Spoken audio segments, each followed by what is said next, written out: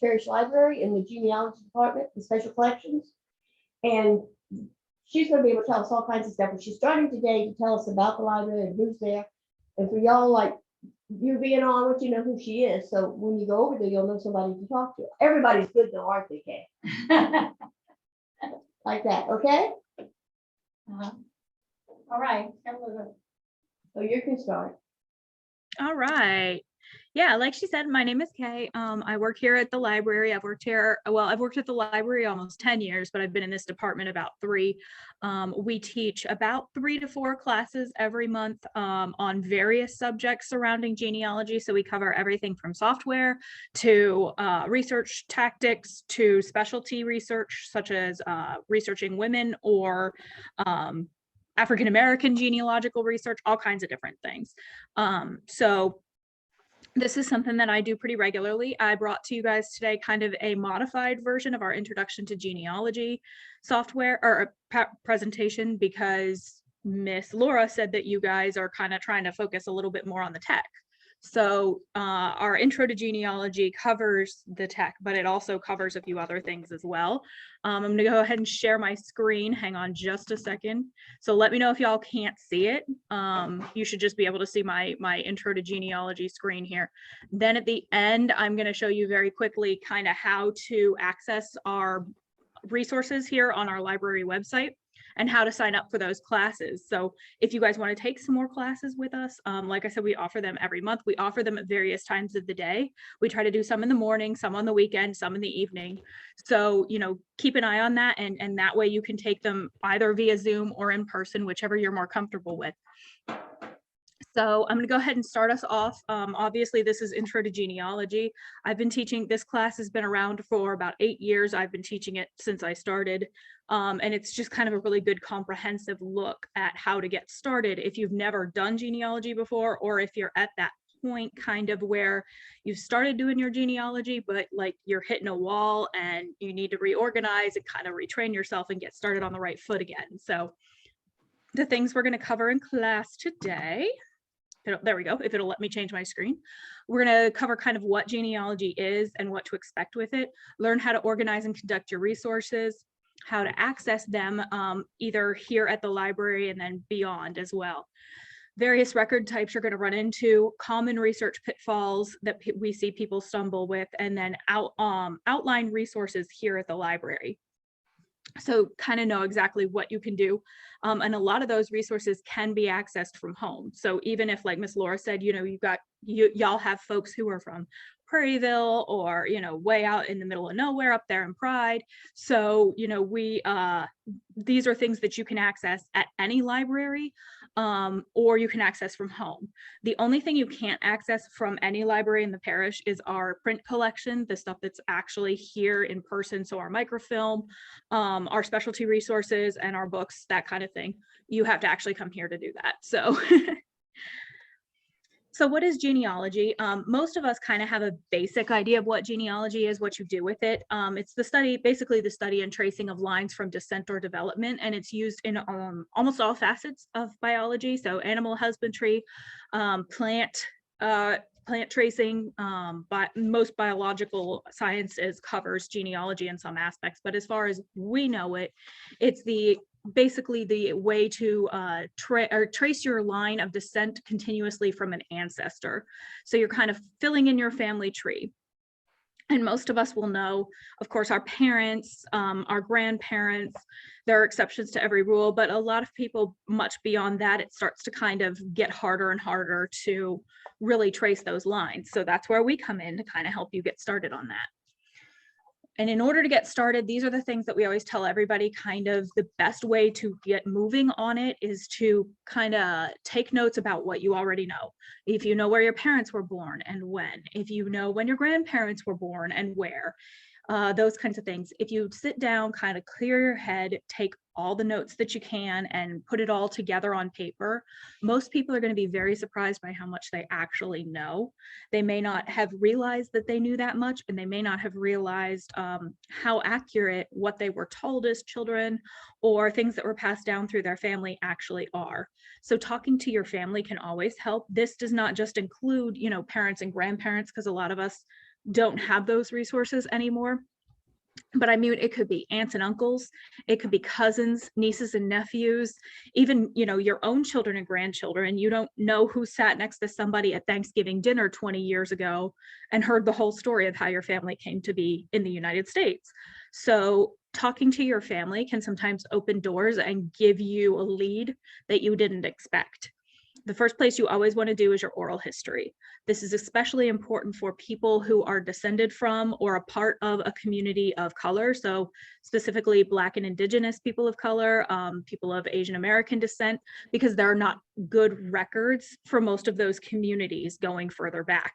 So if you know you have some Native American ancestry, if you are African American, knowing the history of your family that was passed down from parent to child will help you narrow down the beginning of your search. Can you hear me? Yeah. One, too, is I think there are people here, a lot of the Cajuns don't have a lot of record either, do they? Ma'am? The Cajun families don't necessarily have a lot of record either, do they? Right. People- Especially if you're looking at the French Canadian or the Spanish descent before the United States government kind of really came in and started keeping records. A lot of them, again, will be oral history or church records. So yes, those are a great place to start, especially for Cajun families. A lot of them pass down from parent to child oral histories of where their family came from and how they came to be here. So those can be a great resource, just a good place to start. Again, talk to everybody, because even though you think, oh, well, my grandparents aren't here anymore, so I can't ask them, you don't know who they told that story to that got passed down. So talking to everybody in your tree helps.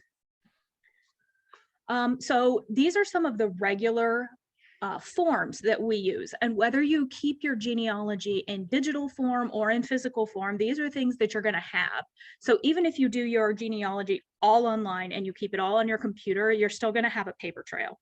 These are things that you're going to run into because there will be places that you will go and resources that you will access that will not be on your computer, or it will not be something that you can put on your computer. We're going to talk a little bit about what a research extract looks like, or a resource list looks like. These are for things that you may access in your research that you can't copy. So if you go to a lot of archives, they will not let you take photographs or photocopy certain documents. They're too old, they're too valuable, they're out of copyright, whatever.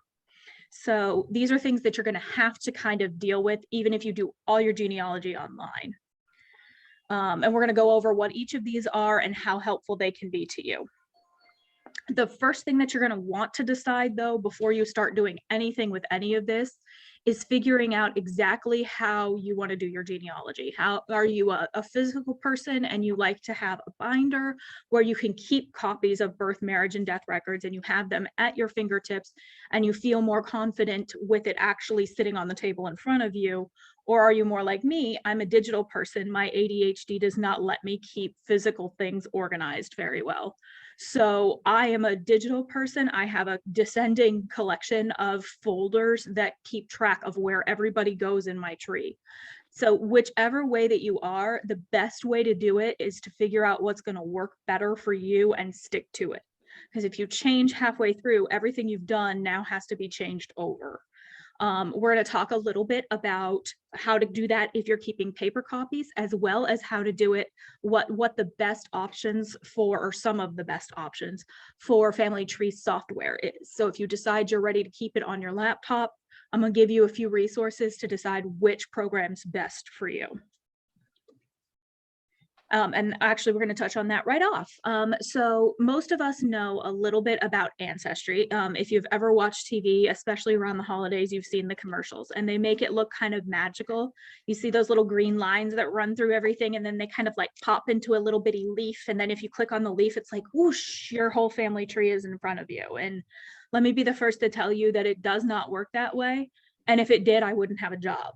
So it's not as easy as Ancestry likes to make it look. However, Ancestry kind of tends to be the go-to because it's something that everybody is familiar with, and we tend to stick with what we're comfortable with, and we're comfortable with familiar. Ancestry is not cheap. The cheapest option that you can get is if you buy a 6-month subscription to the basic Ancestry, and that's $22 a month. If you go all out and you go nuts and you buy the high tier, you're looking at $60 a month. That will allow you to access all the records. That will allow you to build and attach to your family tree, and that will allow you to connect with your matches if you take a DNA test. If you use the Ancestry Library Edition, which is what we have here, you have to be with a library, affiliated with a library that has Ancestry Library. I believe that Ascension Parish does as well. Don't quote me on that. It's been a minute since I've talked to them, but I think that that Ascension does as well. You can access those records, you can download them, you can save them to your computer or email them to yourself, but you cannot build a tree with the library edition. With the free edition, you can build the tree, but you cannot access the records. And they do that on purpose because they want you to pay for it. So they restrict your access to certain features, whichever other option that you use, so that you'll be willing to fork over that $22 a month and pay for your Ancestry subscription. Again, most people kind of drift toward Ancestry. There's a 1.8 billion different family trees in Ancestry already. And so you can search other people's trees, you can connect with other people's trees. So it's the biggest resource. Family Search is actually the one that I kind of use most often. So Family Search's whole idea is to create one worldwide tree. So your grandfather in that tree, if he is deceased and available for everybody to visit or everybody to see his records, is going to be the exact same, you know, Albert Hearst, for instance, mine, as every other Albert Hearst in the tree. And there's good things and bad things to that, but the big thing that can be a drawback is the fact that anybody can change anything on Family Search. So if you're going to use Family Search, you want to make sure that you have a good solid backup that you drive. I back mine up at least once a month, that you make sure that you keep track of a backup, because if somebody changes something on Family Search, it's changed for everybody and you could lose things. The big positive to that is that it's free to use. You do have to create an account, but it doesn't cost anything. And the collection of records on Family Search is actually larger than the collection of records on Ancestry. So they're huge. They're just not as easy to use, and they're not as privacy focused as far as trees go as Ancestry.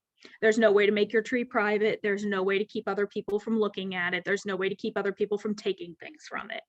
So those are things to keep in mind if you opt to use Family Search.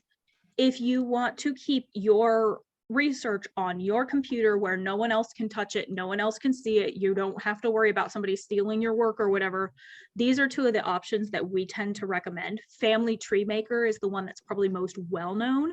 It was the original software that was used to create Ancestry family trees. It eventually branched out on its own and became its own company.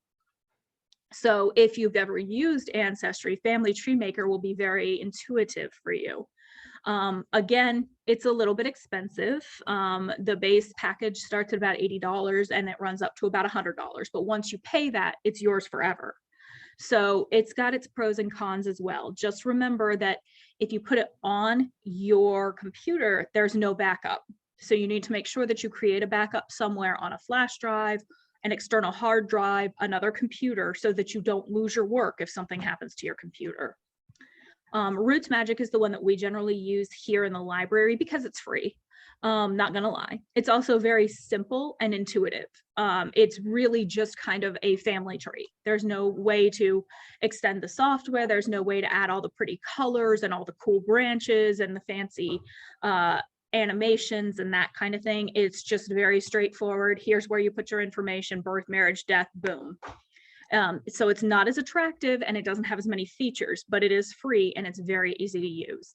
So at the end of the day, as you're starting your journey and you're trying to figure out exactly how you want to organize everything, the first thing that you're going to want to do is figure out what you want to use, so that if you change later, you have it all in one place, as opposed to coming up with 3 or 4 different ways to do it now. Look, take it from me, don't do that. Okay, so we kind of started talking at the very beginning about various organization methods. So this is an ancestral chart. If you've ever done any genealogy or you've ever done anything that you're familiar with as far as actual, hang on, I'm moving my box here because my box is in the way. Any paperwork, this is going to look fairly common to you or fairly familiar to you. This is an ancestral chart for an actual family member of mine. They act as cheat sheets for your research. You do not have to fill them out beautifully. You do not have to fill them out perfectly unless you are going to be that physical copy person and you want them to be pretty to put them in your physical binders. If you're a person like me who does most things technologically, does most things on the computer, these are just kind of a scratch sheet for me to keep track of names and dates and places in conjunction with each other as I do my research. They're a great reference for you. For instance, kind of take our Catherine here at the bottom. You can see here she doesn't have a maiden name with her. We're not exactly sure where she was born or exactly when. What we have a good idea of where she probably lived her short life and where and when she was likely married. We know she was married in October of 1819, and we know she died in Hayfield. So she probably was born near-ish that. She died at about 30 years old. So she probably did not have a ton of places to move in the first, 19-ish years of her life before she got married, also in Hayfield. So most likely we can assume that Catherine was probably born in that area at about that time. So say you find a Michael Bennett marrying a Catherine Caulfield, born 1820 in London with a marriage date of 1838. Even though the names, time period, and country are right, we know that this is not our Catherine. She's too young because our missing Kate was married in 1819 and her oldest child was born in 1826. She lives in the wrong location, and our Kate passed away in 1830. While we don't need the ancestral chart for this, it makes checking your information much quicker to discard if you have it ready in front of you. So if you cannot exactly remember when your Kate was born or married or died, having this in front of you as you do your research makes it much easier to match or discard something as you do your research. So we generally recommend that you have a few of these on hand to kind of alleviate the frustration of stacks of records, especially for, somebody with a last name like Bennett in Hayfield, England in the early 1800s.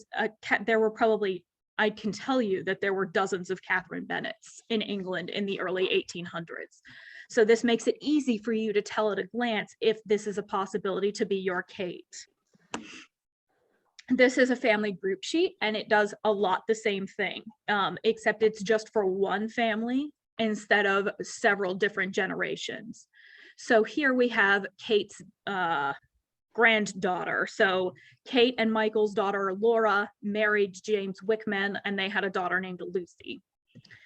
So this is Lucy Wickman and her husband, Jacob. We have all of their information listed here. So again, as you're doing your research, if you find a record for a Jacob Stillwater who was born in 1795 in New York, we know this is not our Jacob. Just at a quick glance, you can cast aside the possibility that this could be your Jacob. It also keeps track of the names, dates, and locations of each child. So here we see their oldest daughter and all their children listed, when they were born, where, when they died, where, and the names of their spouses. So again, we can keep a quick glance knowing those names tie into ours. We can now be aware of the fact that the Baker line, the White line, the Govan line, all of those will kind of tie into yours as you go. These are great for stuff like that, especially when you're first getting started and the names are not super familiar to you yet. This is a research extract, and this is actually just an example, so I didn't really do a whole lot of information on this one. This one I was just using as an example. But if I was looking for information on where the family might have gone after arrival, we suspect they arrived between 1868 and 1875. The family probably would have lived in the greater Boston area, and the first record of the family being in Boston at all is Lucretia's or Lucy's marriage to Jacob Stillwater. You can see there I actually got Lucy Bennett in there. She's a Wickman. This is what happens when your family names all their children after each other. You start running your lines together a little bit. But you can see here that we were able to discard some of these and some of these research findings because they don't match up with what we know. Research calendars, I'm telling you about a lot of these things right off the bat so that you can keep track of this stuff as you go. At the end of my presentation, I have my contact information. You can call or you can email, and I'll be happy to send over a packet that has all this stuff on it. The sooner you start keeping track of what you've already searched, where you found it, when you searched for it, so on and so forth, the better off you're going to be. If you be like me and you don't start keeping track of that kind of thing until you're 2 or 3 years in, it gets real quick that you can't remember what you already searched for, where and when. So it definitely helps to keep yourself organized before from the beginning, before you lose track of where you started. So this is a research calendar, obviously gives you your dates of where and what you searched for, and when. So 1868 to 1875, these were the names that I searched. This is that record that I was just talking about. They're mentioned, but they're too early. So that I know I don't need to go back and search for these Massachusetts, the Suffolk County municipal court naturalization records for these dates because I already searched for it and they're not there. It really saves you time to keep going back over your steps. Source summary, again, this just is something that you won't use quite as often if you're more of a digitally born researcher, because this stuff will be kept in your digital files. This kind of thing is just a summary of the different sources that mention your family members. And it will really help you if you're more of a physical copy person, because then you don't have to flip through every single time and figure out if you actually have these records. At the front of your research, you can keep one of these source summaries for the Jacob and Lucy family, Stillwater family, and you know exactly what summary or sources you have for that family. So this is just something that will really help you keep track of what you already have, so you know if you have a record or if you still need it.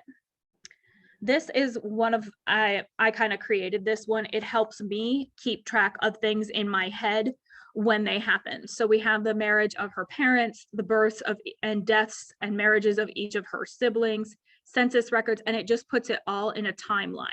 So you can see it goes from 1844 to 53 to 54 to 56, so on and so forth, so that we know where each of these major players in your family history are at any given time. Keeps track of when they married and the births and deaths of each of their children, and then finally where Lucy herself died in 1927 in Washington.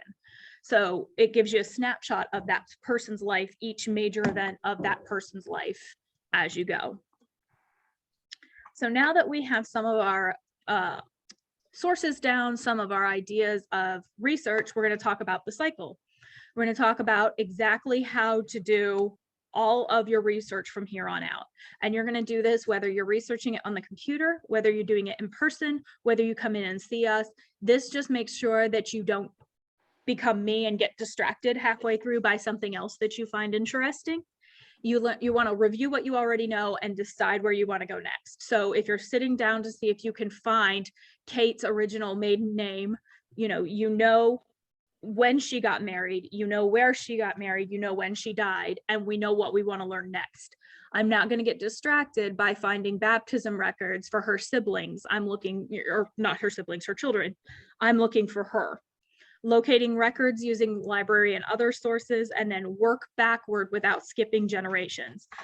We get this one a lot. People get really excited when they first start out and they say, oh, well, my grandmother told me that we were descended from, Benjamin Franklin or whatever. So they decide they want to go to Ben Franklin and work their way down.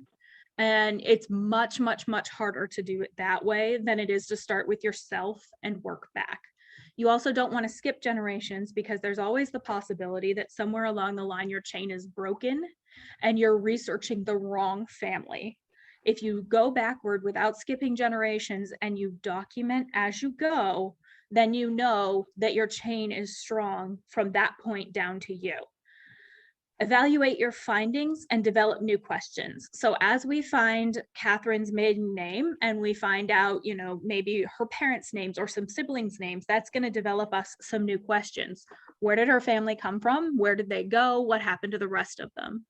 You want to be sure to cover who, what, when, where, why, and how. Just like if you were a reporter, or just like if you were doing a research paper, you want to make sure that you cover the major bases for every generation of your family.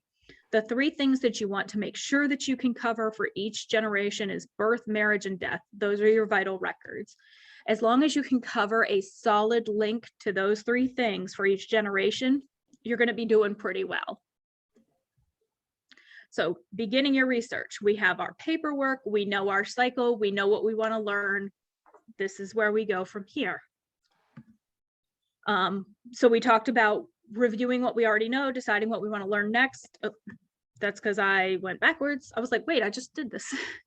For future reference. So these are some of the other places you can search once your basics here in the genealogy department are kind of exhausted. And we're going to kind of nudge you out of the nest to go on your way and do your research on your own. Parish and county courthouses will be your best friend. Oftentimes, if you are patient, if you do a little bit of research before you call, you'll get a hold of somebody at a courthouse who is more than willing to help you in your research. They're happy to see if they can find a record for you. They're happy to see if their collection covers what you're looking for. So this is going to vary from state to state, sometimes even county to county. The more populous counties are likely to have stronger records than the more rural counties. Same thing here. River Run Parish is not going to have quite the same records that we have here in EVR. Cemetery records, this includes things like burial cards, registers, old maps, old record. There are lots of walkthroughs that people have done over the years to inscribe tombstones that are no longer present. You know, over time they degrade and they fall and they're gone. So checking old resources for tombstones, for inscriptions, for ledgers, that kind of thing can help you fill in some of those blanks that have cropped up since that point. Special collections, that's what we are. State and city archives, that includes church records, county records, so on and so forth. Microfilm collections, these are becoming fewer and farther between. Most microfilm records are slowly, very slowly, being digitized and put up online, but that doesn't mean that they all are. So just because you can't find it online doesn't mean it doesn't exist. Sometimes hitting up those older microfilm collections will help fill in those blanks that the online resources don't have.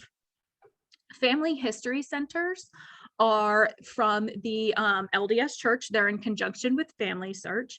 They have several levels of access. There's the generalized public access, which is what most of us are aware of. There's the affiliate library status. EBR is an affiliate library, a Family Search affiliate library.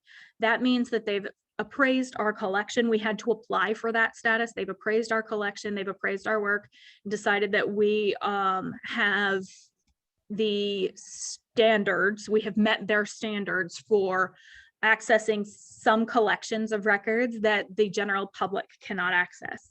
And then there's the Family History Center access. These are collections of records that they do not have permissions to share to the public. So you have to actually go to them to access them. So they can't just be put up on Family Search. They can't just be given to us. You have to actually go to a family history center. There are, I believe, 4 in East Baton Rouge Parish. The nearest one to us is the one down on Highland. Don't quote me on that because I think that 4 was an original number from before the pandemic. So there may not be 4 anymore, but at one point I believe that there were 4 of them throughout the parish. And these have access to microfilm collections and book collections that they can kind of interlibrary loan from their main library in Utah. So they can be a wonderful resource. And then of course, your local libraries. Not all local libraries are going to have a full-fledged genealogy department, but a lot of them are going to have local history departments or local history sections where they talk about the town or the community. And a lot of times just reaching out to them will give you some ideas for resources that you might not have otherwise. So definitely check out your local library, even if it's not us. So digital resources versus print resources. This is pretty hands-on, pretty hands down. Ancestry Library Edition, Family Search, Newsbank and newspaper archives. We have Newsbank here. We have the Advocate and then Times-Picayune going all the way back to the very first edition via digital resource. So you can either come in, or that's another one that you can actually access from home with your library card. Fold 3 is military records. That includes everything from, I believe, the Revolution. I think that's the earliest collection we have, through World War II. But World War II records are very spotty. So their collection's not wonderful for World War II, but prior to that, it's very solid. So you can oftentimes find everything from hospitalization records and transportation records all the way up to their actual military service jacket. So that can be really helpful if you're trying to research the military aspect of your family. The digital library, of course, we talked a little bit about that, and I'm going to show you very quickly a little bit about how to access that. And then records collections that are stored and accessed digitally, as well as ebooks.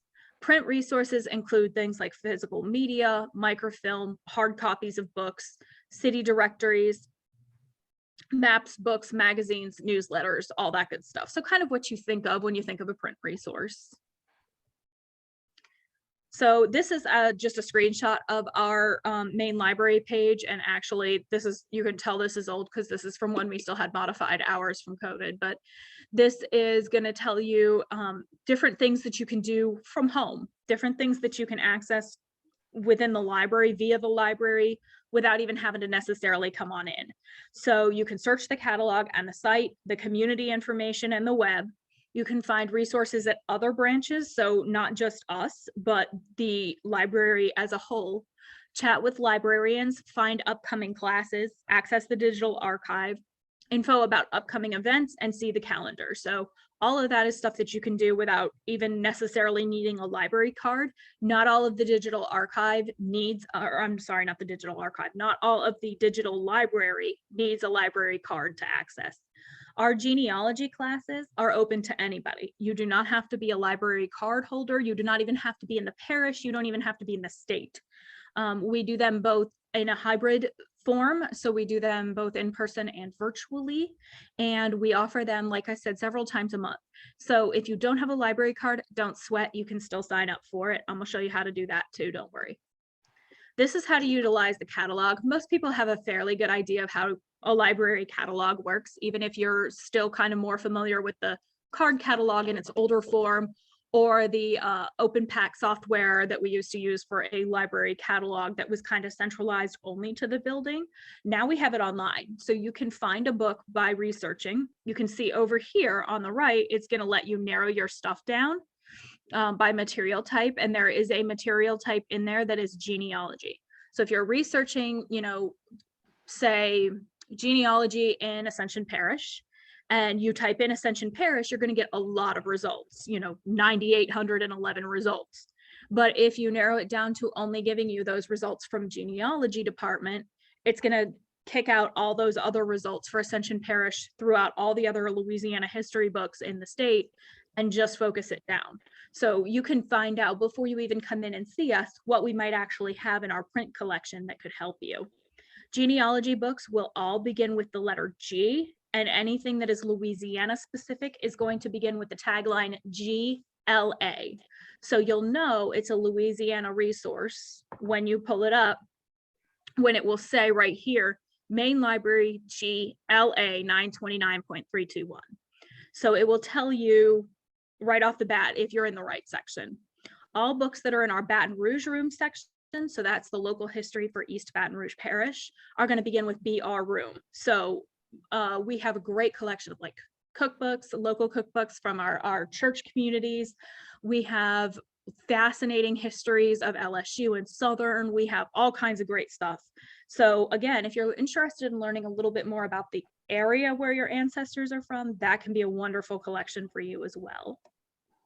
You can also ask for help. We in the genealogy department do not use the chat feature, but we have a chain email that bounces to all of our inboxes. So we don't use the chat function, but you can email just one email address and it will bounce to all of us and somebody will make sure to get on your request.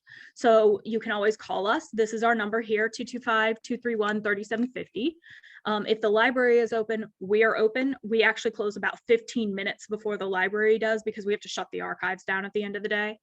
Excuse me, hiccup. But other than that, we're here. And there's always somebody on staff who can at least give you an idea of where to go in your genealogy, even if one of us who are more genealogy specific isn't here at that point.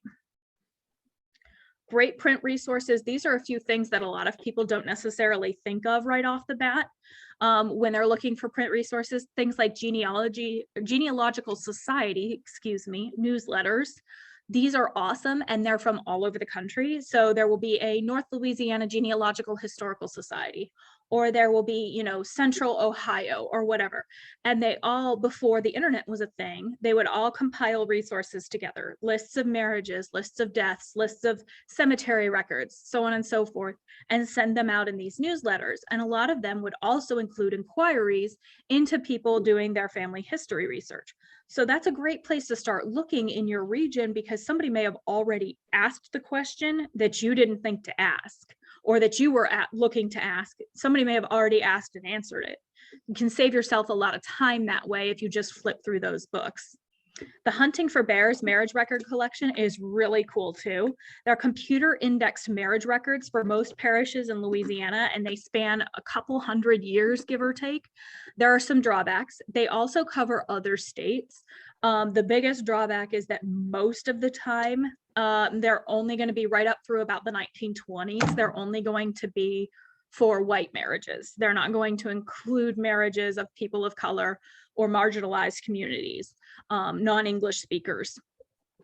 So that can be a really big drawback, but they can save you, if that collection applies to you, quite a bit of time hunting through courthouse records to find a marriage record when they're already indexed in these books. The Father Hebert collection is probably something that you all are familiar with if you've done any of your Louisiana genealogy. They're records from the Catholic Diocese of Louisiana. They cover the late 18th century to the early 20th. They do include families of color, free families of color. Again, if the persons were enslaved, they are likely to not be included in those records.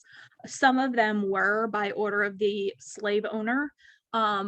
They would often baptize or marry their slaves in the Catholic Church to conform to their religious beliefs. But sometimes, generally though, free families of color had most of the same records that white families had. So if they were Catholic, they're likely to be included in that Father Hebert collection as well. Okay, so these are some of the digital library resources we kind of talked about. Again, things that you can access from home, especially if you have a library card. Not all of them will be accessible without one, but most of them will be. And not all of them will be accessible from home. The ones with the light blue arrows there, so that's Ancestry, Fold3, and Find My Past. Those you have to actually access here in the building, and you can see that Find My Past and Ancestry in this screenshot say that they're in-house use only. Fold3 was extended to be used from home during the pandemic, so we took that off, but I think we had forgotten to put it back up when I took this screenshot, but it should be fixed now. Anything that's not mentioned that way, you should be able to access right from home with your library card. So if you want to access the digital archive, if you want to access the Advocate Historical Archive or the Times-Picayune, it says Advocate, but it includes both. All of those can be accessed right from home. I'll show you how to do that too, don't worry. Great resources for minority group research. The Dawes rolls are included in this, antebellum plantation records and non-population schedules. Those include things like mortality schedules. Sorry, my my intercom system kicked in there. Those include things like mortality schedules, agricultural schedules, slave schedules, and social statistics. So again, if your family is part of that community that was excluded from the freedoms that the white community enjoyed with record keeping, there are a few ways that we can help you kind of get around that and still find those really important records for your history. The Freedmen's Bureau is one of those. It was initiated in 1865 as the Bureau of Refugees, Freedmen, and Abandoned Lands. So even if your family was not a freed slave family, your family may be included in this. There were it was intended to provide food, clothing, shelter, schools, medical service, legal representation, and land to displaced Civil War refugees and newly freed people. So it doesn't necessarily just have to be for newly freed enslaved persons. It can also include refugees, as well as free families of color who had been displaced by the war. They operated for about 7 years until 1872, and they assisted over 4 million formerly enslaved people and hundreds of thousands of impoverished Southern white people. For a long time, they were working on the indexing project for these records, and it was finally finished at the beginning of this year. The indexing is not great yet. A lot of it you kind of still actually have to go through and use it like old school microfilm. You have to actually browse it.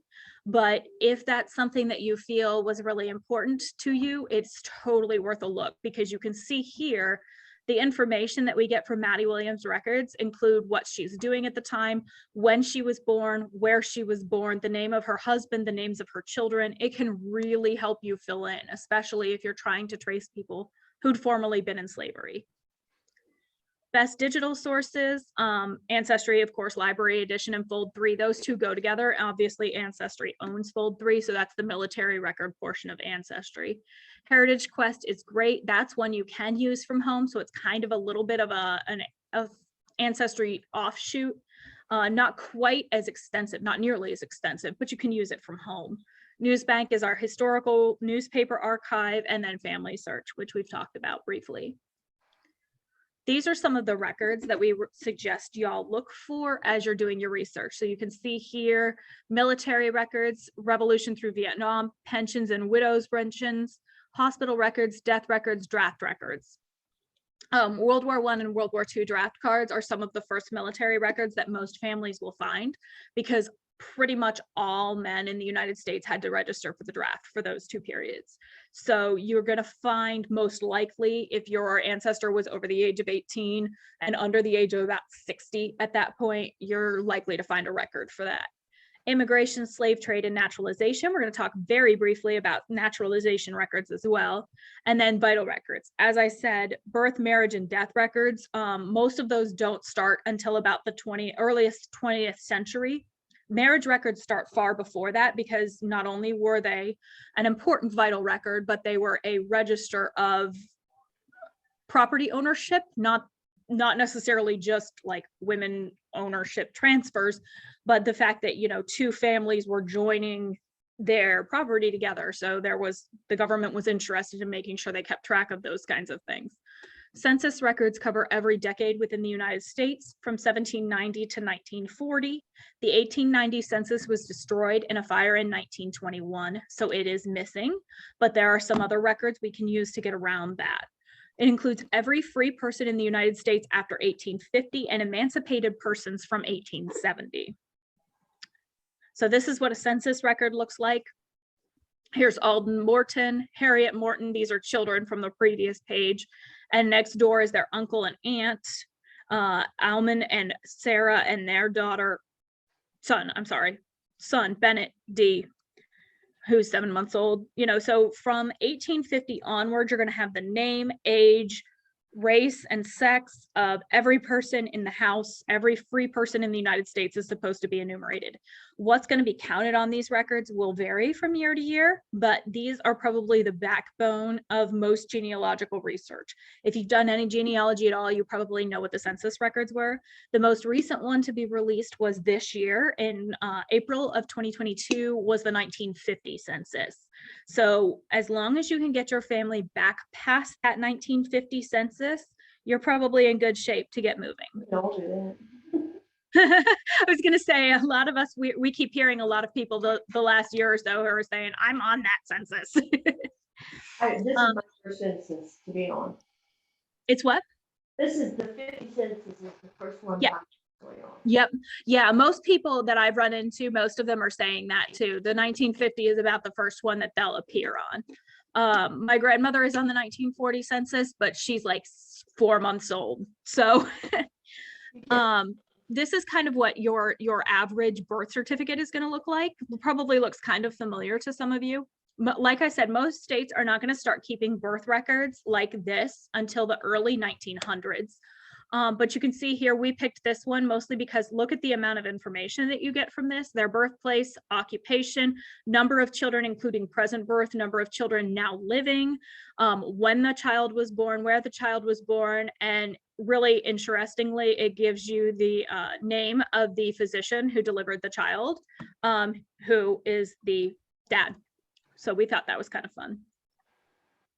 This is what the Father Hebert books, Father Hebert records look like. And they generally kind of will help fill that in before those records actually come to fruition here. So this is a record for Angelique, for an Angelique Landry, Landry, born May 10th of 1722. So this is a birth record that goes all the way back to the early 1700s. It also gives 2 names of sponsors. So Joseph Landry and then Jean Theriot. So again, other names that might help you kind of fill in where those family ties, rather. I apologize. Like maybe the godparents or something? Yeah. Sorry? Are the sponsors like the godparents maybe? Yeah. So generally they would be somebody who was present as a witness. Could also be godparents. Quite often it was godparents. So actually, and I misspoke, I knew I was doing something wrong. This is Angelique LeBlanc. And her mother's maiden name was Francois Landry. So likely Joseph is probably part of her mother's family. So that gives you a few little pieces of information to start digging into as well. Like, who's Joseph? Is this a grandfather? Is this an uncle? You know, it helps you really narrow down those family ties to be sure that you have the right record. These numbers beneath here will tell you exactly which volume and page they came from. So when somebody tells you to cite your source, you can say these are from the Father Hebert books. This would be for, you know, the years between 1720 and 1725. And the original book was the keeper would have been Father, and it's an SGA. I'm not sure what the name of him would have been, but this would have been the 2nd volume of his records, page 33. So they're good, solid records. Come on. Oh, whoops. There we go. These are what a cemetery record can kind of help you fill in. These actually will give you the person's full name, their date of death, where they were born, where they died, how old they were and what they died of, as well as where they're actually buried. And not all cemetery records are going to be quite this explicit. A lot of them are just a basic ledger, but it'll give you a good place to start. So this one doesn't, these are actually all family members of mine, they're kids. And so they don't give parents' names. So it's hard to tell with a last name like Johnston if all of these people would have been related, rather. Except for the fact that this one actually gives the plot and section numbers, and you can see that they match for each child. And then all of them have a little notation here in the remarks column that says they were removed March 28th of 1902 to Myers Cemetery, plot 1196. All of them say that. His actually is on the previous page because somebody noted it on the wrong line, but it is him because I have his headstone record. So all of them, you know, these people have to all be related. They were buried in the original place. They were all removed on the same day and all removed to the same plot. Once you have that information together, we know that we have children, Mary, Andrew, Lucy, and Chester, and we know when they died and how old they would have been.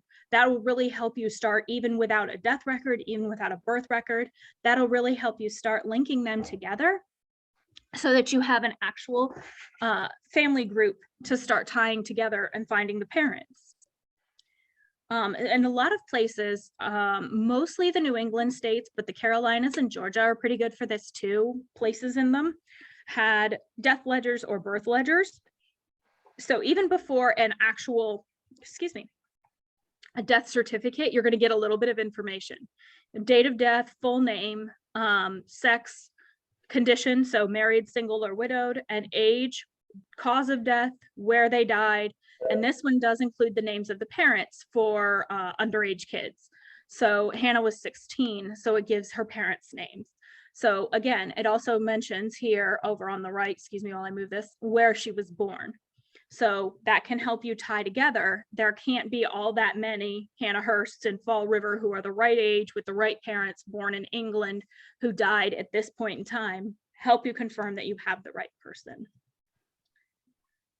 A good example of a military record, Lewis Plitt, this is actually a record of his discharge because he was wounded in the battle of, I can't remember which battle it was, but he was discharged, absent, wounded, in Gettysburg. There you go. He was wounded in Gettysburg, July 2nd of 1863, severely in both legs and slightly in the head, so on and so forth. So it keeps track of his recovery and his discharge. And then they mention, or they initial that he's not engaged, I'm sorry, or that he's accounted for on all of these future roles.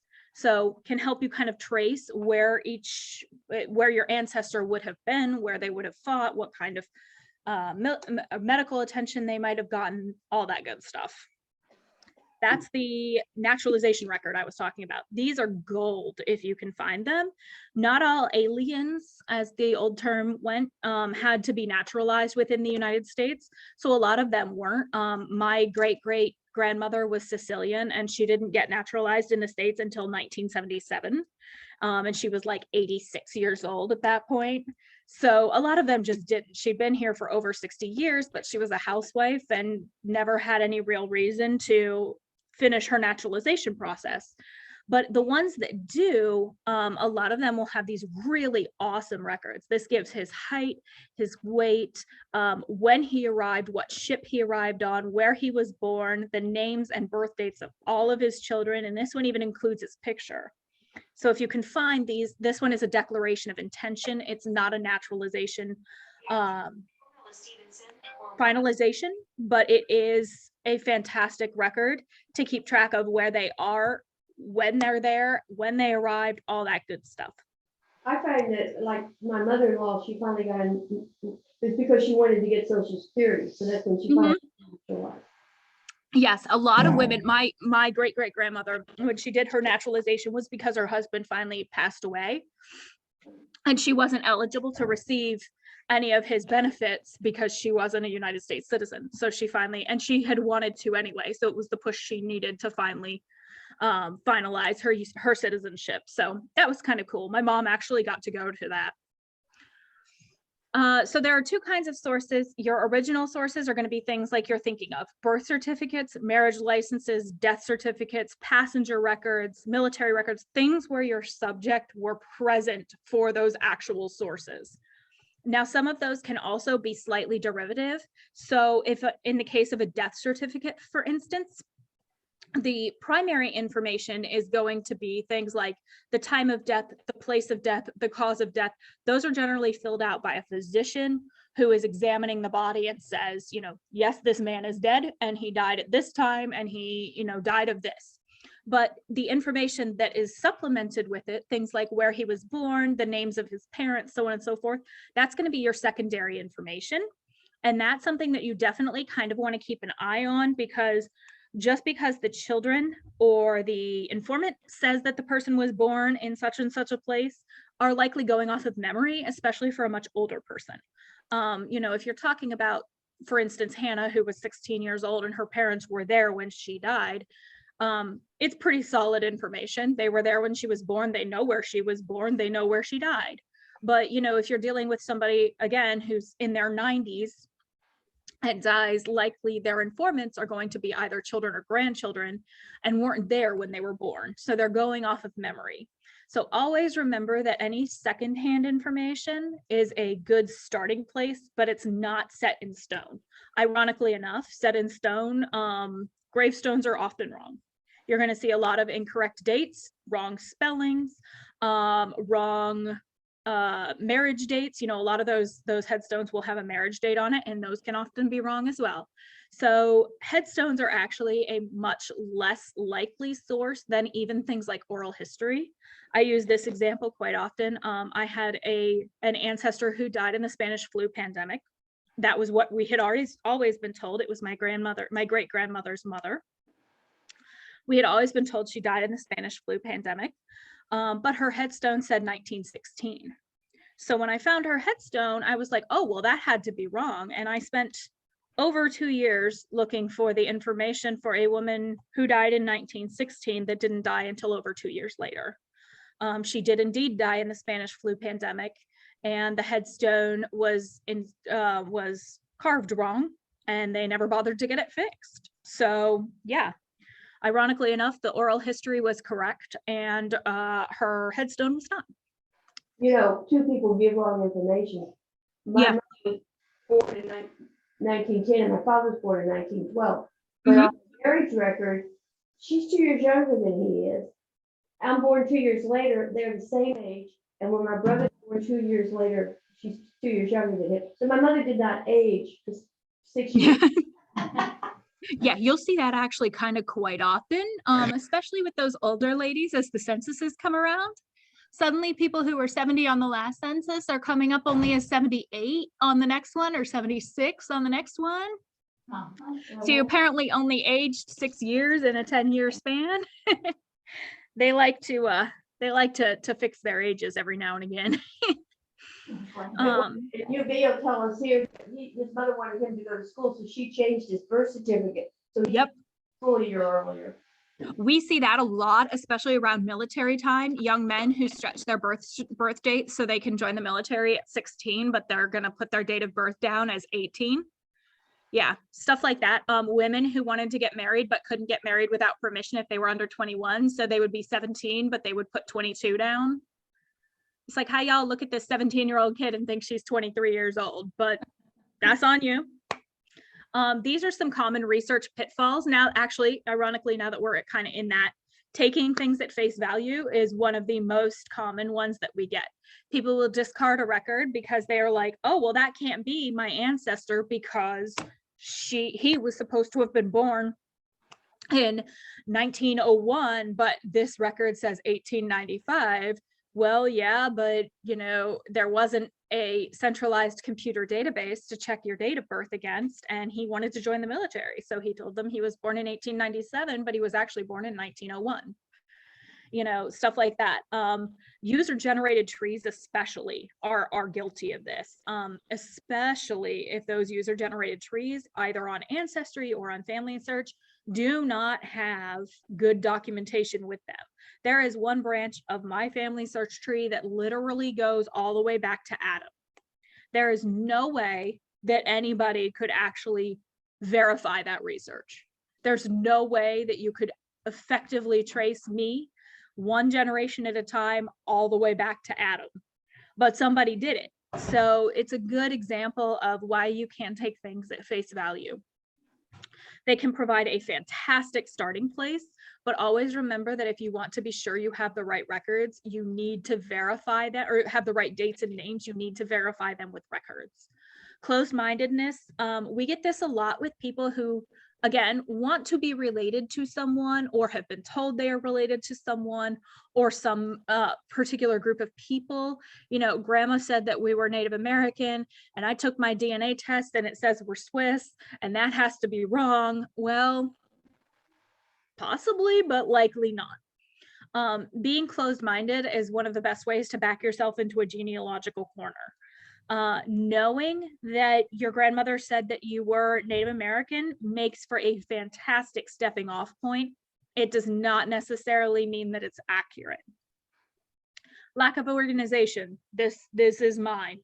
Do you want to keep your genealogy digital or physical? And where do you put things until you can prove them?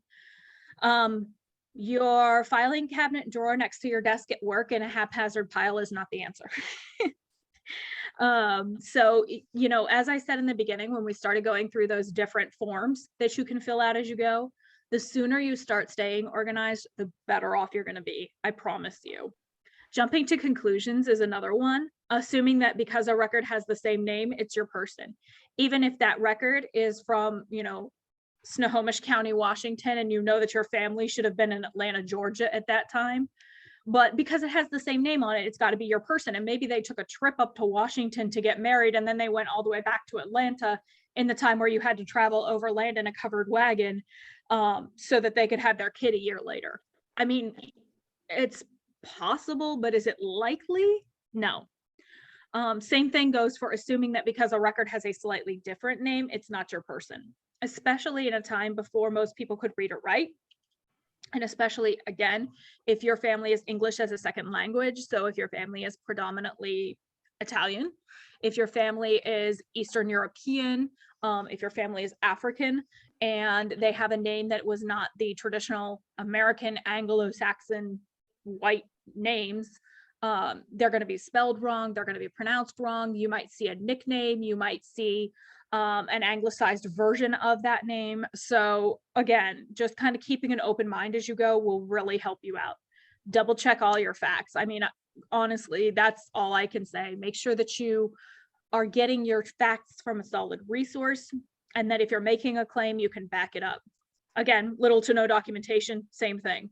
If you're going to say that your ancestor is related to Benjamin Franklin, you're going to need some documentation to back that up. It's perfectly fine to make a note of something that's not backed up. Perfectly fine to say, hey, grandma said that we were related to Benjamin Franklin, and I'm going to put that in my file and I'm going to do some research on that. There's nothing wrong with that at all. But what you don't want to do is get yourself so into that corner that you cannot accept that as any other possibility.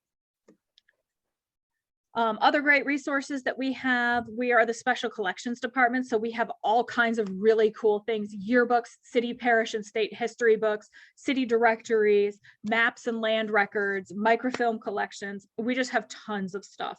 So if you're looking to get started and you're really excited about it, you can come in and sit down with any of us at any point. Like I said, we're here as long as the library is open. This is our phone number directly to our department. 3750 is the library's phone number. So if you have a reference question or something, that's the number you want to call. If you specifically are looking for a genealogy or special collections researcher, this is the number you want to call. And the email that I talked about earlier, that's our email list, is just genealogy@ebrpl.com. Super easy. And if you send it to that, it's going to come to everybody in the department. So somebody in the department will get your email and get back to you. Then that's our address. We're here at the main library. But even if that's too far out of the way for you, we get calls pretty regularly from further out satellite branches, you know, Pride, Bluebonnet, whatever, who are saying, hey, I have a patron here. They're looking for a particular record, or they're looking for a particular book. Do you have it? We're happy to do that. You don't have to drive all the way in here just to access some of our resources. So that is all that I have for you via my PowerPoint. The last quick little baby thing I want to share with you, because I know I've gone a little bit over, is, let me check. Oops, come here. All kinds of in my way here. There we go. So this is what our homepage looks like right now. Down here at the bottom are our little genealogy leaves. This is where you go to see what we're up to right now. This is our department picture, all that good stuff. The classes offered tab is where you kind of want to go to sign up for our classes. I need to update it clearly because I haven't in a couple of weeks. That family search class is over. These are the ones for November. So we have deeds and notarial records on the 7th. We have intro to genealogy on the 17th, and then we have a new one coming up, English ancestry, on November 19th. And it's super easy. Your virtual registration right here. And I don't think this one is actually open. Yeah, registration doesn't open for this one for another few days. But just click on your, oh. Yeah, I was gonna say, whoops, wrong one. This one was the one I was looking for. And it's, you know, just a literal quick little fill out thing. It'll send me an email saying you registered. It'll send you an email saying you registered, and you're set to go. And they can choose between in person or on Zoom. You certainly can. And here, real quickly, I'm gonna take you back real quick. Ooh. Classes off. Click on the little green, you know, the little green thing that says genealogy. Yep. So you click to get to all of this. Yep. The little green thing at the bottom. So this is just our homepage, ebrpl.com. And we're right here on the front page. Just click the little green leaves.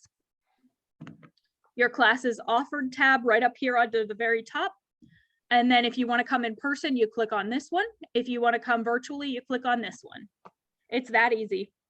If you register for the wrong one, just give us a call or send me an email and say, oops, I meant to do the virtual one and I signed up for in person, and I'll move you right over. And that's it. That's all I got for you. Hang on a sec. Let me close out here. Come on. There we go.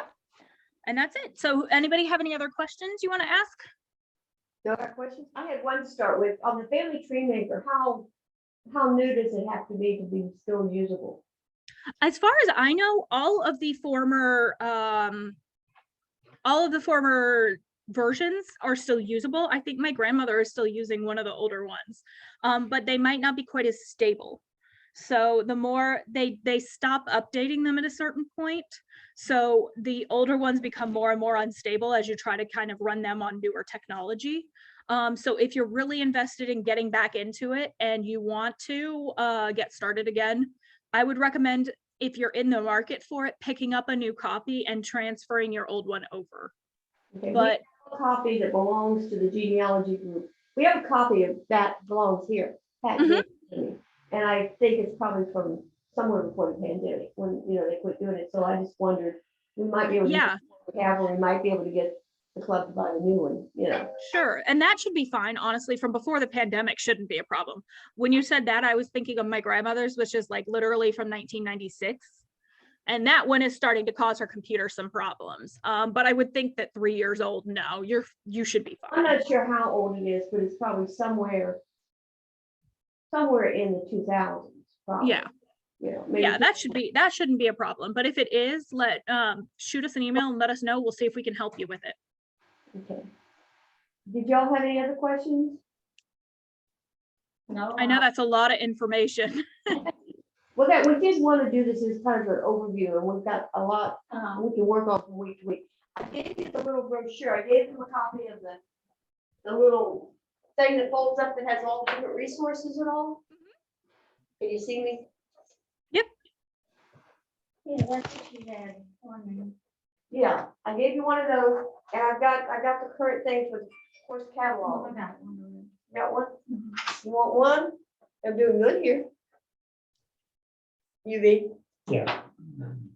And I have the family group sheets all here too.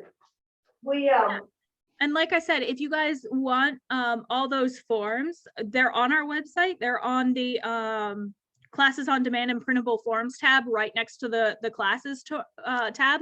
You can download them, print them out that way, or you can just email us and I'll send you a copy. okay. Thank you. Thank you. We appreciate No, it. we really enjoyed it. You're so knowledgeable and we appreciate your knowledge. Thank you so much. I hope I didn't go too fast. Oh, yeah. Uh-uh. Well, the first thing is for them to know that there's all that resources right around the corner from here. And Yeah. Use what It's one of those hidden gems. Not everybody even knows we're here. And we've got a lot to do, but then we can share information and share what we've done and help each other. And then we know all this stuff, and she's over there to help us. I know that y'all are very helpful because I know I got family tree 2019 and y'all helped me put it in my computer. Oh, good. That was. Sweet. I'll tell you, some of those family tree makers, they can be finicky. Well, I'm 82 years old and I'm not very techy. And they did it like a breeze. I'm 36. I'm not very techy either. Well, the terminology is not something we use every day. Right. I think this is gonna be a fun project if you're working with somebody that's so knowledgeable Yeah. and that can tell you where to look and not waste a lot of time. Yeah. Yeah. And that's one thing that we tell everybody. It is not a quick hobby. It's not, Ancestry likes to make it look like you just type your name in and it's like, bam, here's your whole family history. And it did not work that way. Not a cheap hobby. No. I did learn though that to be helpful, I got smaller notebooks and my parents and then my sisters in each notebook, because I kept pictures and different of the people. And then I had to decide how far back I wanted to go. Right. And then- honestly, that sounds perfect. I tell everybody, whatever works for you is right. There is no right way to do it. You know, a lot of people kind of do a hybrid approach where they keep some things on paper and some things on the computer, and whatever works for you, as long as it's organized and you can find it, great. How do you document, I'm getting old enough now and I have a good memory from, you know, I remember, visiting my grandparents and I know from exactly what my parents have told me, plus what I find online, I know that these facts are true. I know my mother had so many brothers and sisters and so many aunts and uncles, and these are the right names and this is where they live. But I know that my cousin's children have started doing genealogy and they get on they get on the family tree and, you know, and they find other information, like they'll pick up the stepmother's name. Mhm. My grandparents, my mother's parents died when they were like 8 or 9 years old, and then they had stepmothers, half siblings. And when you look at a census, we know, all of us that do that. This is what's out there. You can buy these papers or these books. And you can write down what you know, like this is your early years, what you And then remember. they will just accept my And, well, facts. and it just goes through your teens, what you remember about what your grandparents told you or told you. Mhm. You write down what you know about your grandfather, and that becomes a family record. Can I see that? Yeah, what you happens buy with those? those nieces, my cousin's Where'd you kids, buy them? is they'll pick up the census will just show, you know, head of household, wife. Well, they'll pick up that That's wife, good. that stepmother, and try to The problem that change, I have, and they go into that and change what I On my have in name. there to what they think is I'm true. supposed to be Junior.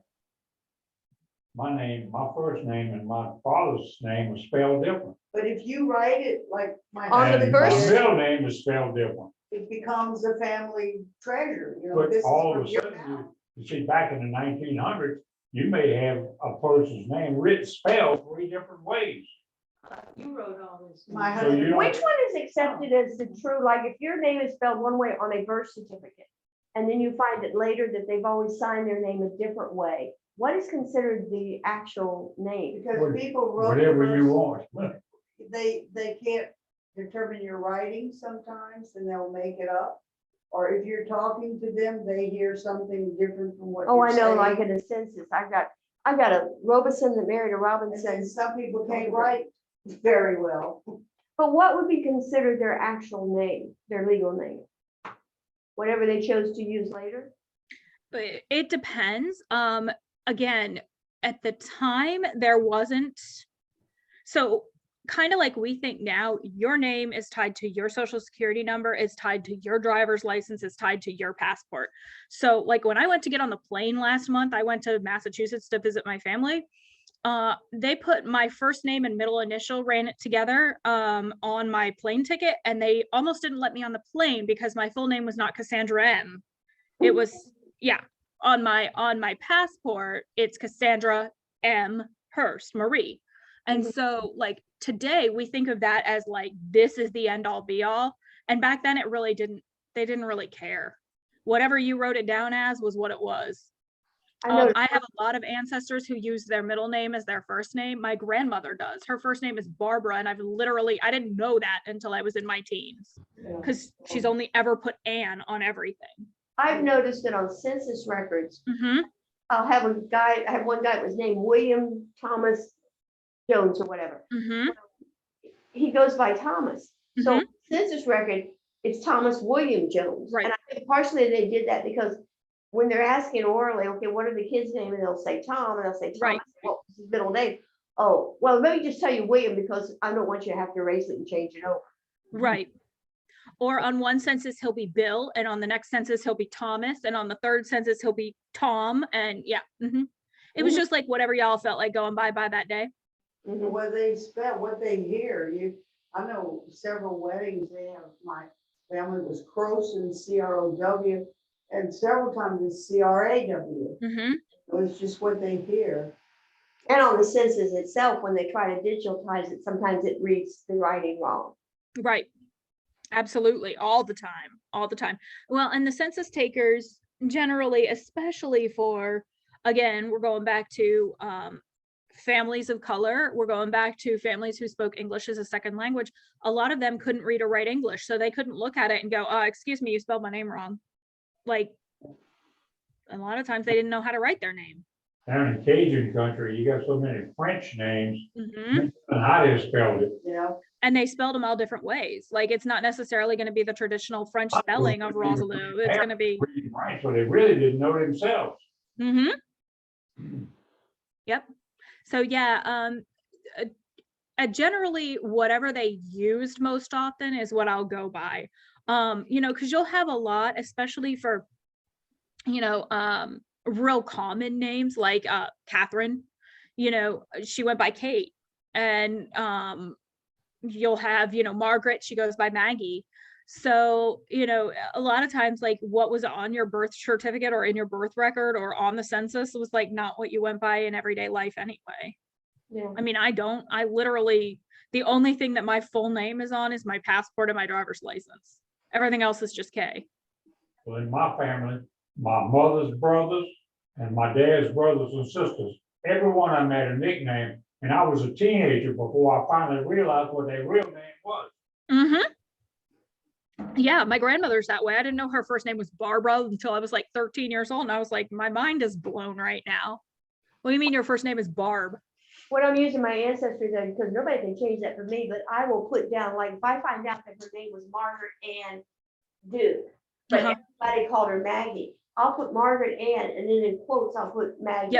Yep. And put the Duke, and then every marriage, I put their last name in parentheses. So if she got married twice, and it might say Duke, Smith, and Jones, so I know where she belongs. Right. Yeah, that's one thing that I forgot to mention in this PowerPoint, and I need to make sure I put that in there. Always keep your women to their maiden names when you're putting your trees together, because once you start putting in there, especially in a case like that where you're looking at somebody who was married multiple times, once you start putting them in there by their married name, man, you're going to get confused so fast. Well, I put them in there, and I know that name that's printed there without any parentheses is their maiden name. That's their name. But Yeah. what happens is, if you have Mary Duke who marries a Smith and then marries a Jones, I'll put the Smith and the Jones there, because you'll get on these hints like ancestry, you'll get a death certificate for Mary Jones. Well, when I go back there, I know that Mary Jones is married Duke Smith Right. Jones. So I need to know that because the headline will be, Same person. yeah. Yeah. And like I said, whatever works for you, there is no right way or wrong way. I'm not going to sit here and be like, no, you shouldn't do that. you should A always, work in progress. you always Yeah. put your notes. They're all a work in progress. It's not like law where it's like, your closing argument has to hit these points and you have to make sure, like, Always put it in your notes. it ain't that serious. If that's the way I do it, then I need to let people know. Well, you gotta keep every record as they go along. If you don't, you're gonna get all messed up. There's just so much. This is our beginning point. We got so much we can do and so much information. Good. That was the goal. Thank you so much. You're welcome. Thank you guys for having me. And yeah, feel free to come in and see us. Looking forward to coming up and visit. Okay. Thanks, y'all. Bye. Bye. Bye. Let's see, get her out. Probably wanted to go to lunch. She talked a long Bye, time everybody. before getting this sip of water.